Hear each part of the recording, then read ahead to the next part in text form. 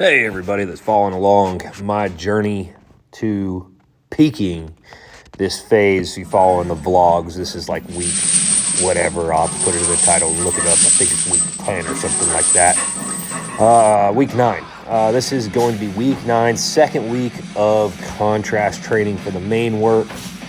So, firehouse workout. I kind of left a lot in here, and actually some of the sets I didn't even cut. I kind of wanted to see literally how quickly I'm going from the main lift to the jumps. So I'm still trimming this one. No, not really. But, so literally coming out of the squat rack, taking the belt off, going over, picking up the dumbbells. I call these wob jumps. I kind of bend over, seated down. For me, that's kind of trying to mimic as best I can, generating force like I'm in the bottom of that weight over bar pull. And here I literally walk over, move the camera over, and do some band assisted jumps. I don't really know if they're really doing anything for me. Don't have a bunch of research, can't tell you why. They're just done in some contrast training. I think they're fun. They make me feel like I jump really high. I'm trying to be very quick off the ground when I do it. So trying to, in my head, for me, fire fast. Did some different angles with some of this stuff. But safety squat bar with some chains at the firehouse. This is day 1, a Monday. This day actually smoked me. I mean, something fierce. I think a top set. This was a top set off the script. Went a little heavier, threw the 10s on the outside there. So as I warm up, I think it's once I hit like 2 plates, I started adding the jumps in after every set. I think I'd up with 8 total sets of jumps after the squats. So do my normal warm-ups and whatnot, and then get into that. I'm going to try to do this whole recording in one fell swoop, or the voiceover in one fell swoop. So was feeling pretty good coming into this week. I think this workout I got in pretty late though, and I have to watch the ceiling tiles, so don't use as much band tension. Accessories lately have been reverse lunges. I went from walking lunges, worked up to holding 70s, which I was pretty happy with comparatively with what's going on with this left leg, the nerve issues. And I'm still having some issues with it, still some weird shifting and not developing the power. It's not creating the power. So I've been doing a lot of little stuff trying to get this thing to fire hard. But in terms of like just general strength, like doing the unilateral work, I can still feel an imbalance, but I'm really happy with the progression. I've worked up to, I think it was 155 on this day on the bar, safety squat bar, doing those reverse lunges. And then I did super slow, kind of slow eccentric, like I think it was like a 5 count in my head, a 5 count lowering on these inverse curls, and I actually dropped weight every set. So I had like a 10 and a 5 on there. I ended up down to just 3 plates for my last set, and I went to maybe 2 reps in reserve. I didn't really do a set number. I think I did 4 sets total, paired with the reverse lunge.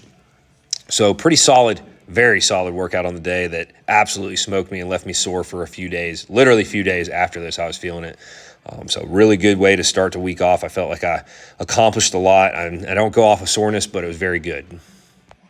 All right, so the lighting looks really terrible on this, but getting ready to throw. It is Tuesday the 12th.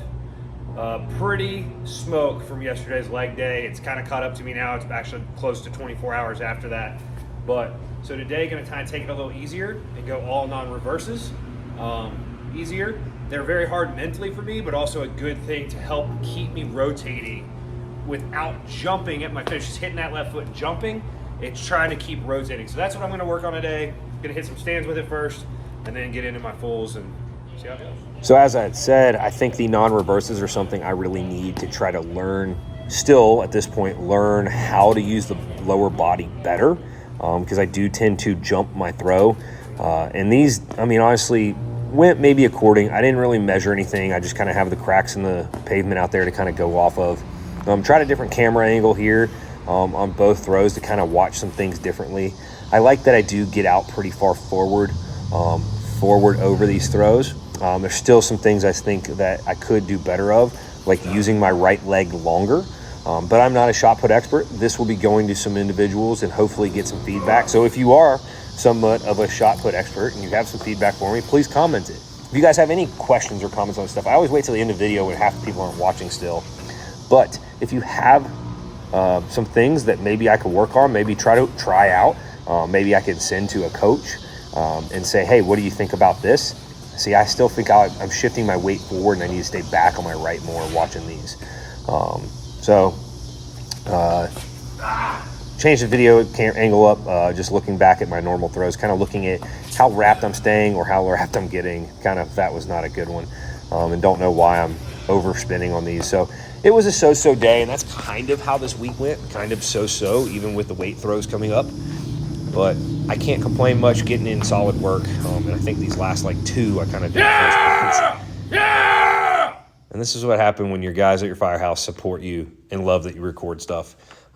They jump in front of the camera any chance they get.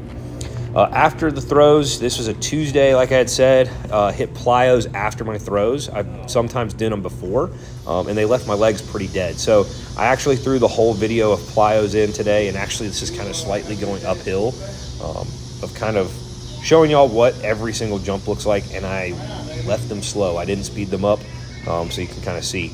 It starts off with light phase, so these are some light bounds. And one thing, if you rewind this real quick, what you'll watch is my left leg does this weird out to the side thing. Watch the bound specifically coming up soon as well. You'll see my left toe turn out. I've never seen that before. As well as you can kind of almost catch the struggle and see a difference from one foot to the other, how high it picks up. But the bounds caught me on this, watching this from behind. And you notice here on these jumps, my left foot comes up higher. Don't have reasons for it other than it has to deal with that nerve stuff. But this program goes from a low knee bend, kind of a light phase, or couple sets of jumps, to a ping phase. So think ping, like here you can see that left foot. I think there's another set right after this. It's very awkward. No, just jumps. Ping phase being like short ground contact, so landing on the ground and getting right back off of it as fast as I can, with a ping phase. Then we have a medium phase in terms of like, I almost always create, it's medium has to do with like ground contact force and time. I just think of it as almost like knee bend depth works for me. More knee bend on some of these others, and then the deep phase towards the end is the deepest knee bend. It kind of phases together based off my athletic ability, honestly. These split squat jumps, you can tell I'm not going as deep as you could at the end of the set. They always throw them at the end, the split squat jumps, which are just terrible. This is a weird one. This is a wide split stance, but wide split stance jump. Kind of awkward. So it challenges, this program has definitely thrown me some different jump variations that have challenged me kind of mentally as well as physically, putting my body in some awkward positions, which is very similar to what Highland Games events do. This one was really awkward. You're supposed to do like a kick with your leg in the air to get the jump, to initiate the jump. And if you notice, some of the guys, we ended up getting new chairs at the station. We had chair races after this. They were kind of warming up, practicing with the old chairs, racing down the hill. So stupid, silly stuff, but we had fun. When you're stuck in a firehouse for 24 hours or longer, as I was this week, it was like a 72. You tend to try to figure out things to have fun, challenge each other, etc. I like these slalom jumps, I guess you would call them. I actually felt pretty good. As I get towards the end, you definitely start getting more tired. Here's those deeper knee bends, as you can see. Longer ground contact time in this, so kind of a more force-oriented jump instead of a rate of force development type jump. So next day, got out. Like I had kind of mentioned, that leg day was still affecting me. So one thing I want to note is watch this next throw. Watch the steepness and how high the weight gets over my head. So one thing I noticed is how high it gets there at the front. And I just tried, I think it was this third throw or fourth throw, tried to flatten my orbit out just a little bit. And it went much better. That one, I kind of was like, there it is. Okay. So another tweak. I've wanted to be a little steeper with my orbits. And then all of a sudden, and it was hanging up in the strap a little bit today. And I honestly don't want to say I was going 100% on some of these throws. Hanging up in the strap, like I said, I've yet to switch back over to hook grip. I do need to probably start this week to try to start conditioning my thumb again. And see, that one kind of went back to the orbit getting high over my head. But I wanted to get my steeper orbit. I've accomplished that, but now I think it's getting too steep. And when I fixed the linear drive, when I was a little bit more linear and actually a little flatter with my orbit, the thing was going further easier. So something I've got to continue to play with and watch. Still having a problem. And one thing I really noticed this day, that was so bad. One thing I noticed that I have to go back and really focus on And that's what I did this following week, because I'm now recording this voiceover a week late, or about a week after this, is my left leg right here is not driving to the front. I'm just like pivoting on it after my first turn, and I actually cut down how many heavy weights I threw. I think I threw 8 lightweights, and I only took like 3 or 4 heavy weights. I started to get that shin splint pain. I've had it on and off a little bit the last couple weeks, and I've kind of shut it down early in that left shin series. I kicked my foot, and I said, I'm feeling it. I'm not getting worse. I'm shutting it down. I was getting that shin splint pain, posting over it, and I think it's probably from still compensating with how I'm trying to drive or lack thereof the drive. So shut the weights practice down a little premature for what I wanted, just hoping I can gut something out trying really hard. And like I said, have to go back and start working on the hook grip. So moved on to the weight room, hit snatches this day, 5 sets of 2, 85 kilos, power snatch from the floor. I feel as I peak, I like doing the full movement from the floor over a hang. I feel like I'm better at generating power, and that's what I care about, is being fast and powerful. It's weird. I'm really going to have to go back and look at like some speeds from this year to last year if I can have them recorded and look at that. Just wanting to see like where I'm really at from a speed standpoint, because I honestly still feel really slow, and I don't feel like I have pop. And it's going to maybe something as this quad heals more and I get rid of the imbalance, I can get back to feeling more even on. I actually ended up misloading this weight. I should have been a little bit heavier, so my next week jump is going to be a lot more.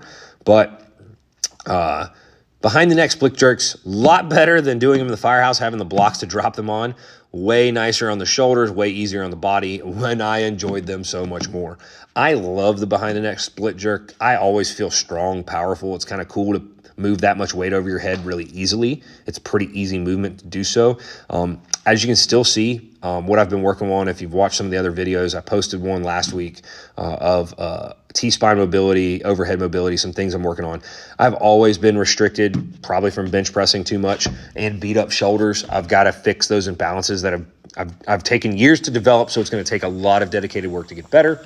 That was a Wednesday. Well, I went out sweating, hunting Wednesday night. Here's where I'm like, oh, the deer should come out over here, and they should hopefully walk right across. There's a mineral lick right in the middle, and they kind of have this whole area to walk across. So first hunting sit of the season, and I got one. There's the arrow, and these are the other 2 deer with the one that I shot. They're freaking out. They're like, what just happened? They didn't know. They're still standing around. And then here's a picture of me with my first doe of the year. I love venison, deer meat, love hunting, so fun to actually get out and do that. I guess I did laundry and ended up wearing the exact same shirt later in the week, or I think it was a different one, same color. Very red shirt week. But later in the week, hitting some cleans. I want to say this is maybe Saturday. Friday, I went on a hike. Maybe this is just Thursday. It's got to be Saturday. So Saturday morning, hit some cleans to start. Cleans, and this was Saturday morning. So let's backtrack. Let's live a little life. Thursday I was at work. Friday, I took a day trip with my wife, and we went hiking. She whooped my absolute butt. She's been getting in great cardio shape. She has missed Peloton. Absolutely so proud of her. She'll never watch this and hear this, but it's so awesome to see her taking control of her fitness and her health. And she whooped my butt on this hike. She led in front. I had the dog behind her, and I needed to slow down like 8 times and never said anything because I didn't want to look weak. So about to finish up this Saturday after the hike. Power cleans 5x2, and then I hit 8 singles on the deadlift at 210 kilos, 462 or something like that.